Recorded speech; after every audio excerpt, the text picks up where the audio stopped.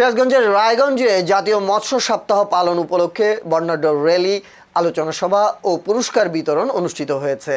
রোববার 16 আগস্ট উপজেলা প্রশাসন ও সিনিয়র মৎস্য কর্মকর্তার কার্যালয়ের আয়োজনে উপজেলা অডিটোরিয়ামে মৎস্য সপ্তাহের উদ্বোধন করেন সিরাজগঞ্জ 3 আসনের সংসদ সদস্য ভিপি আইনুল হক।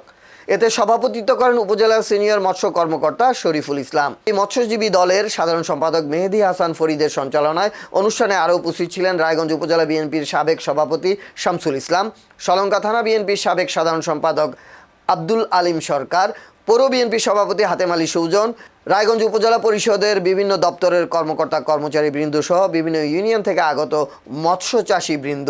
পরে সফল মৎস্য চাষীদের হাতে পুরস্কার তুলে দেওয়া হয়। সাবেক সভাপতি আব্দুর রাজ্জাক,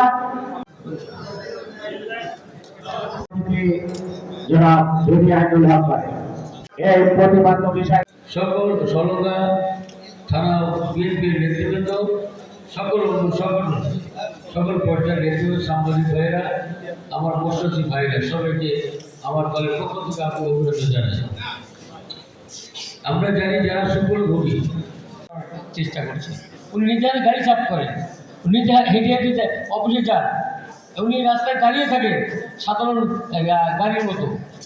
যানজট হয়ে গেলে উনি ক্লিয়ার করেন, জনগণ যেভাবে যায় উনি সেইভাবে যান। সেই জন্য আপনাদের আমাদের অফিসার স্টাফ যারা রয়েছেন, নেতৃত্ব যারা রয়েছেন।